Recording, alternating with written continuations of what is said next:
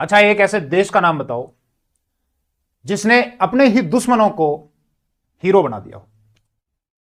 भारत आ रहा है दिमाग में? बिल्कुल सही आ रहा है आपके दिमाग में। हम लोगों ने, मतलब हमने नहीं, हमारे ही लोगों ने, जिनको ऐसा करना था, एक चीज को दिखाना था, एक को पर्दे के पीछे छिपाना था, ताकि ये वाला पक्ष दिखता रहे और कुछ लोगों को हीरो बना दिया जाए और जो बुरी बातें हैं उनको ढक दिया जाए। अच्छा, बचपन से आपने एक कविता सुनी होगी, सारे जहां से अच्छा हिंदुस्तान हमारा, हम बुलबुलें हैं इसके, ये गुलसिता हमारा। अच्छी हैं पंक्तियां, अच्छी हैं, पूरी सुनाई जानी चाहिए, पूरी बताई जानी चाहिए। और जिस व्यक्ति की, जिस कवि के द्वारा लिखा गया है, कवि इकबाल, उसके बारे में भी पढ़ाना चाहिए, लेकिन सेलेक्टेड नहीं, पूरी चीज बतानी चाहिए। ये कवि इकबाल ने लिखे थे ये वाली पंक्तियां। ये कवि इकबाल वही है जो 1930 में इलाहाबाद में एक अधिवेशन होता है मुस्लिम लीग का। उस मुस्लिम लीग में मुसलमानों के लिए सबसे पहले अलग राष्ट्र की अगर कोई मांग करता है, अलग देश चाहिए, वो यही कवि इकबाल करता है। हालांकि एक समाज सुधार आंदोलन में एक व्यक्ति पढ़ाया जाता है हमको, सर सैयद अहमद खान। उनके एक तरफ के विचार बहुत अच्छे थे, लेकिन उनका एक दूसरा पक्ष यह भी था। शुरू में वो ये कहते थे कि हिंदू और मुसलमान जो है वो एक दुल्हन की सुंदर आंखें हैं, दोनों आंखें, एक आंख हिंदू एक मुसलमान। लेकिन बाद में उन्होंने कहना शुरू कर दिया था, नहीं, ये दोनों अलग अलग राष्ट्र हैं। अभी मांग नहीं की थी, मांग तो ये व्यक्ति करता है। फिर एक व्यक्ति को केवल ये बताया जाता है, छात्र था जी, विद्यार्थी था, 1933 में, चौधरी रहमत अली, जो कैम्ब्रिज यूनिवर्सिटी में पढ़ता था लंदन में। उसने कहा था कि अपना अलग देश जो बनेगा ना, उसका नाम मैं बताता हूं, उसका नाम होगा पाकिस्तान, जिसमें अपन पी का मतलब पंजाब लेंगे, के का मतलब कश्मीर लेंगे, एस का मतलब अपन सिंध लेंगे और तान का मतलब बलूचिस्तान लेंगे। अब ये बलूचिस्तान तो ले लिया, बेचारे उन बलूचों की इन्होंने अच्छे तरीके से तान बैठा रखी है, सारे रिसोर्सेज संसाधन बलूचिस्तान में भयंकर, और बलूचिस्तान के उन रिसोर्सेज का दोहन कर रहा है पाकिस्तान, लूट रहा है। सीपीईसी वहां पे डेवलप कर रहा है, China Pakistan economic corridor. Munir जाते हैं, शहबाज शरीफ जाते हैं अमेरिका में, वहां की एडवर्टीजमेंट करके आते हैं। ये लड़ रहे हैं भाई, रिसोर्सेज हमारे, पूरा पाकिस्तान हमारे रिसोर्सेज को लूट रहा है, हमको ही कुछ नहीं दे रहा। अच्छा, जिन्ना के बारे में जो बताते हैं, यह पढ़ाया जाता है उदारवादी व्यक्ति था, हिंदू मुस्लिम एकता की बात करता था। 16 अगस्त 1946 को इसने डायरेक्ट एक्शन डे मनाया था। बहुत भयंकर हिंसा हुई थी ना, हजारों हिंदुओं को मार दिया गया था। वो इस जिन्ना के एक आदेश पर हुई थी। मुस्लिम लीग ने, मतलब जिन्ना ने आदेश दिया, प्रत्यक्ष कार्रवाई मनाएंगे हम 16 अगस्त 1946 को, और प्रत्यक्ष कार्रवाई दिवस मनाया गया था। 1937 में चुनाव हुए थे प्रांतों के। उन चुनावों के बाद क्या है, जिन्ना को समझ में आ गया था कि जब तक खुलकर हिंदू मुसलमान नहीं किया जाएगा ना, तब तक मैं जीत नहीं सकता। तो फिर क्या किया जाए, अब खुलकर यह किया जाए, क्योंकि यह आपको अचंभा होगा। 1946 में जो जिन्ना प्रत्यक्ष कार्रवाई दिवस मना रहा है, जिसके एक आह्वान पर हजारों लोग धार्मिक आधार पर सड़कों पर हैं, कत्लेआम हो रहा है, 6-7 साल पहले तक इसका कोई जनाधार नहीं था। ब्रिटिश भारत के जितने प्रांतों में चुनाव हुए थे ना, एक भी जगह इसकी सरकार नहीं बनी थी, एक भी जगह मुस्लिम लीग की। मतलब मुस्लिम लीग उस समय मुसलमानों का प्रतिनिधित्व नहीं करती थी। सुनना चीजों को थोड़ा सा। लेकिन 7-8 साल में इतना चेंज आ गया कि इस व्यक्ति ने जैसे ही धार्मिक आधार पर बोलना शुरू किया, जनाधार जुड़ता चला गया। यह भी आप विचार करना। नेता ऐसा इसलिए करते हैं क्योंकि हम ऐसा चाहते हैं और करवाते हैं। अगर हम इसको डिनाई कर दें, हमको नहीं चाहिए, नेता करेगा ही नहीं। नेता बहुत समझदार होता है। नेता आपको वही प्रोडक्ट देगा जिस प्रोडक्ट की आप मांग कर रहे हो। अगर जनता हिंदू मुसलमान की मांग कर रही है तो नेता हिंदू मुसलमान देगा ही देगा। इसको ये समझ में आया और इसने हिंदू मुसलमान किया। और 7-8 साल के अंदर मुस्लिम लीग जो है, जिसका कोई जनाधार नहीं था मुसलमानों में, अलग पाकिस्तान लेने में सक्सेस हो गई, सफल हो गई थी। सुनना चीजों को। 1935 में अंग्रेज एक कानून लेकर आए थे जिसको हमने कहा भारत शासन अधिनियम। 1937 में लागू हुआ था, अप्रैल 1937। इसी के आधार पर अब भारत में जो प्रांत हैं, जैसे आज जो राज्य है ना, राजस्थान, हरियाणा, यूपी, एमपी, ये राज्य उस टाइम प्रांत बोलते थे। तो भारत के जो प्रांत हैं उन प्रांतों में चुनाव कराने थे। कितने प्रांत थे? 11 प्रांत। इन 11 प्रांतों में से 8 प्रांतों में कांग्रेस की सरकार थी।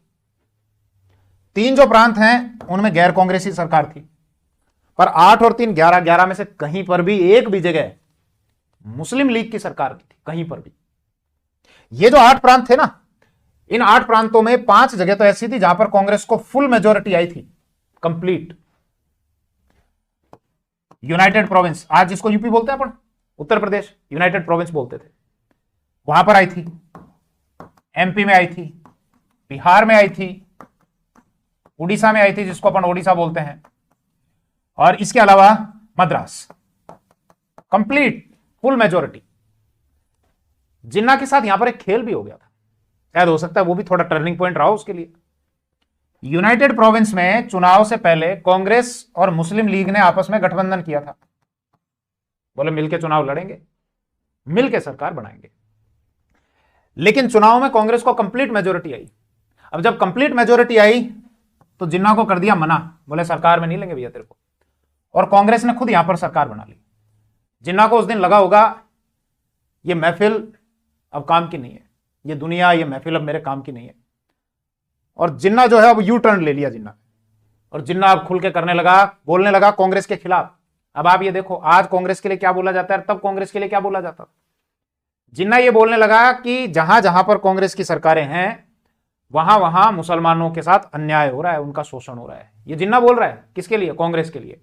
और बोला मैं जांच समिति बनाऊंगा। 2 जांच समिति बनाई, एक तो शरीफ समिति और एक पीरपुर समिति, ये 2 जांच समितियां बनाई। बाकी अब ये जो 3 हैं, अच्छा ये 8 में से 5 तो ये हो गई, 3 जगह जो थी ना वो कांग्रेस की गठबंधन की सरकार बनी थी भाई। 11 प्रांत, 11 में से 8 में कांग्रेस की गवर्नमेंट बनी थी। 8 में से जो 5 है, 5 में तो कंप्लीट मेजोरिटी आई गई। बाकी के जो 3 बचे, वहां 3 में कांग्रेस ने गठबंधन से सरकार बना ली, जिसमें आज आपका उत्तर पश्चिम सीमांत प्रांत जो पाकिस्तान में आता है, नॉर्थ वेस्ट फ्रंटियर कॉरिडोर, ये पाकिस्तान में आता है। इसके अलावा बॉम्बे प्रांत, हालांकि एक ही सीट कम रही थी कांग्रेस की मेजोरिटी से, लेकिन फिर भी कमी थी, बॉम्बे में सरकार बना ली। और आसाम, यहां पे गठबंधन से सरकार बनाई। अब हम कई दिमाग में ये आता है कि साहब 3 जगह में से एक जगह तो आई होगी जिन्ना की पार्टी।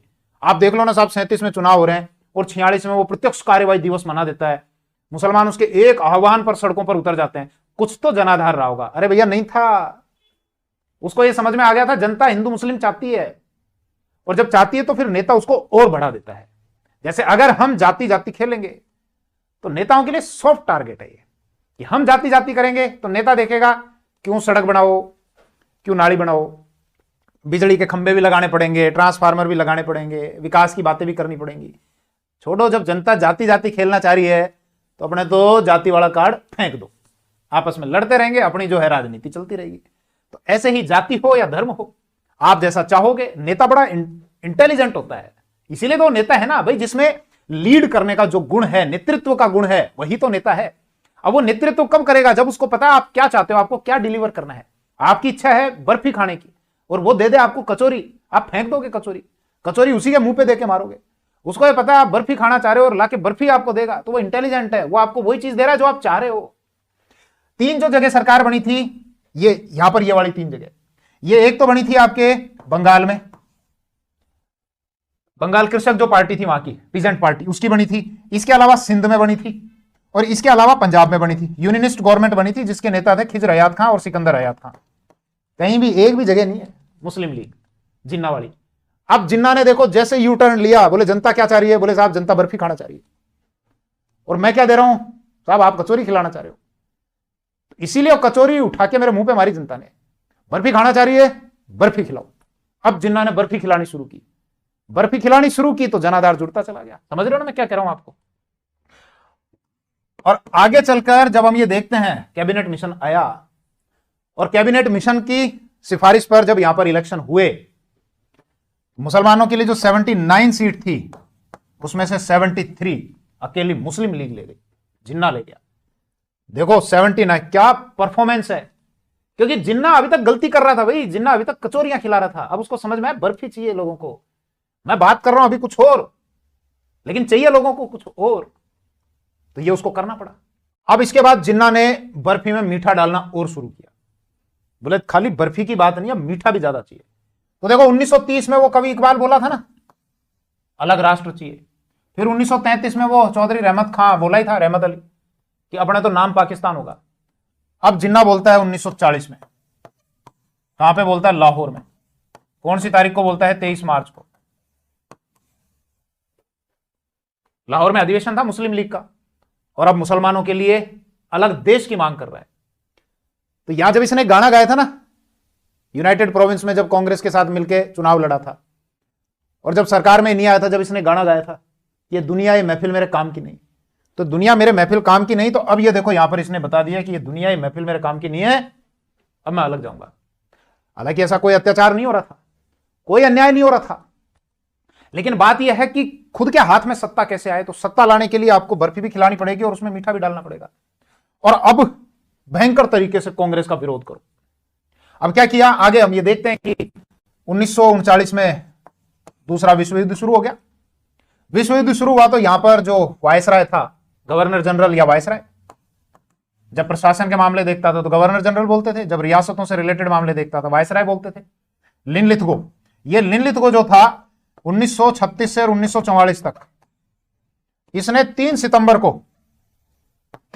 1939 को, जब ये दूसरा विश्व युद्ध शुरू हो गया था, इसने घोषणा कर दी, बोले इस दूसरे विश्व युद्ध में भारत भी हिटलर के खिलाफ कूद पड़ा है, भारत भी हिटलर के खिलाफ आ गया है।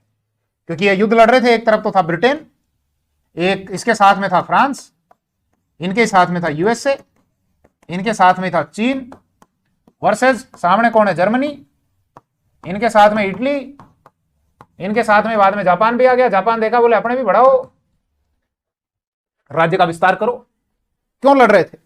ब्रिटेन बोला साहब हम लड़ रहे हैं यहां पर जर्मनी में इसकी तानाशाही है हिटलर की, और हम इसकी तानाशाही को खत्म करेंगे और लोकतांत्रिक मूल्यों को स्थापित करेंगे। लोकतंत्र नामक जो शब्द है ना, यह ऐसा शब्द है जो एक बाहरी आवरण का काम करता है, बाहरी चोले का, और इस आवरण के पीछे असली मंशा छिपी हुई होती है। ट्रंप ने सेना भेजी, वेनेजुएला वाले को उठा लिया, प्रेसिडेंट को। क्यों भाई? वहां ड्रग्स ये फैला रहे, हमारे यहां पर तानाशाही कर रहा है, हम लोकतंत्र स्थापित करेंगे। लोकतंत्र वोकतंत्र कुछ नहीं, सिर्फ लोकतंत्र वो बाहरी आवरण है जिसके पीछे हर राष्ट्र, मेरे से अगर पूछे तो, और वास्तविकता भी यही है कि लोकतंत्र वो बाहरी आवरण है जिसके पीछे, पर्दे के पीछे रह के हर राष्ट्र अपनी जो हित हैं उनकी पूर्ति चाहता है, बस यही है। अब अगर ब्रिटेन यहां पे लड़ रहा है जर्मनी में लोकतांत्रिक मूल्यों को स्थापित करने के लिए, अरे भाई तो जब लड़ रहा है तो भारत पे तो कब्जा कर रखा है। भारत वाले तो कब से चिल्ला रहे हैं कि हमारे यहां पे भी डेमोक्रेसी दो, डेमोक्रेसी दो, लोकतांत्रिक मूल्यों को स्थापित करो। यहां नहीं करेंगे, यहां करेंगे। क्यों? क्योंकि सबका एक ही टारगेट है, क्या? साम्राज्यवाद, साम्राज्य का विस्तार करो ज्यादा से ज्यादा। तो लड़ रहे आपस में। इसने घोषणा कर दी लिनलिथगो ने, बोले अब भारत भी जो है वो इस युद्ध में सम्मिलित हो गया है और हिटलर की तानाशाही के खिलाफ और वहां लोकतांत्रिक मूल्यों की स्थापना के लिए अब भारत भी लड़ेगा। भारत वालों ने देखा हम भी लड़ेंगे। कांग्रेस इससे नाराज, क्योंकि अब कांग्रेस उस समय भी पार्टी थी भारतीयों की, क्योंकि 11 प्रांतों में से 8 प्रांतों में कांग्रेस बैठी हुई है। तो कांग्रेस ने कहा, बोले हमसे बिना पूछे कैसे? बोले तुम कौन? बोले हमारी सरकारें हैं 8 प्रांतों में, तो इसका मतलब हमारी कोई वैल्यू ही नहीं है ना। कांग्रेस वालों ने दिए इस्तीफे, बोले अपन देते हैं इस्तीफे। और 15 नवंबर को 1939 को, भाई ये घोषणा तो कब करता है? 3 सितंबर को। वो 15 नवंबर 1939 को कांग्रेस के जितने भी प्रांत है सब प्रांतों से अपनी इस्तीफे देने, बोले अब सरकार में रहेंगे नहीं। जब हमसे पूछते नहीं हो तो क्या मतलब है फिर ये सरकारों का? अब हम त्याग पत्र देते हैं। अब जिन्ना देखो, जो पहले कांग्रेस के साथ मिलकर चुनाव लड़ रहा था, 15 नवंबर को जैसे ही इस्तीफे दिए, बोले देने दो एक बार, इस्तीफे मंजूर होने दो। उसके बाद निकल के आया 22 दिसंबर को जिन्ना 1939, और 22 दिसंबर को ये बोलता है आज मुक्ति मिल गई हम। अरे मुक्ति मिल गई? अभी 2 साल पहले तो तू कांग्रेस के साथ मिलकर चुनाव लड़ रहा था और अब मुक्ति दिवस मना रहा है, अब मुक्ति दिवस मना रहा है। जिन्ना कैसे उसको समझ में आया? इस दिशा में वही वाली कचौरी, वही जलेबी बर्फी वाली बात। कचौरी देगा, उसमें नमक मिर्ची मसाला कितना ही दे दे, जनता को बर्फी चाहिए, मीठा चाहिए जनता को। तो अब वो ऐसी बात करने लग गया, जनता को बर्फी भी दे रहा है, बिल्कुल एकदम भयंकर मीठा भर के बर्फी दे रहे हैं। चलिए, मतलब कहने का मतलब ये था, 2 पॉइंट थे इस वीडियो के। एक तो जिनको जो हीरो नहीं है उनको हीरो बना दिया गया। इतिहास तो ज्यादातर जो पढ़ाते हैं झूठ का पुलिंदा है ही, सेलेक्टेड चीज पढ़ाई जाती है। अब मजबूरी भी हमारे जैसे लोगों की, क्योंकि आपको सेलेक्टेड चीज बतानी पड़ेगी, क्योंकि परीक्षा पास करनी है, आपको आरएस आईएएस बनना है। अब आपको अगर असली इतिहास बता दिया जाएगा तो परीक्षा में नंबर नहीं मिलेंगे। नंबर तो आपको तब मिलेंगे जो किताबों में लिखा हुआ है। अब सरकार अगर उस किताब को चेंज करे तब आपको वो पढ़ाया जाए जो सच है, क्योंकि कई लोगों को वो महान बना दिया गया, जो जिनको ये कहा गया साहब वो जेलों में बंद हुए और स्वतंत्रता संग्राम उन्होंने चलाया, जबकि वहां पे कौन सी जेलें होती थी, वो उनको किलों में बढ़िया जो महल होते थे उन महलों में नजरबंद रखते थे, टेनिस वेनिस खेला करते थे, टेनिस की गेंद भी आती थी विदेशों से, और जो वास्तव में संघर्ष कर रहे थे उनको छोटी सी उस काल कोठरी में बंद कर दिया करते थे। अंधेरा रहता था, वहीं पे उसमें वहीं टॉयलेट करना है, वहीं पे पेशाब करना है, वो खाना भी जो आता था ऐसे ही जगह पे वो खाना मिल रहा है, उनकी आलोचना होती है। इतिहास का तो पुनर्लेखन बहुत आवश्यक है। तो एक तो विषय ये था। दूसरा विषय ये था कि नेताओं से सावधान। नेता बहुत इंटेलिजेंट है, नेता वही आपको खिलाएगा जो आप खाना चाहते हो। आप बार बार बर्फी बर्फी कहोगे तो नेता बर्फी ही देगा, मीठा और ज्यादा देगा, ताकि वोट आते रहें। इसलिए आपस में लड़ना बंद कर दो। जितना जाति जाति उपजाति करते जाओगे, उसको पता है बहुत सिंपल और सरल कार्ड है, फेंको यूजीसी। जब देखो ये लड़े आपस में, ये लड़ पड़े आपस में। अब सड़क बनानी है, लाइट लगानी है, खंबे लगाने हैं, फालतू में क्यों मेहनत करें, ये फेंका और ये देखो ये लड़ पड़े आपस में। ये सबसे सरल तरीका है। हमारी लड़ाई में देश पीछे रह जाएगा। चलिए, उम्मीद है चीजों को आप थोड़ा बेहतर तरीके से समझोगे। इतिहास कितनी गजब की चीज है, कैसे समझा देता है हमको। थैंक यू, जय हिंद।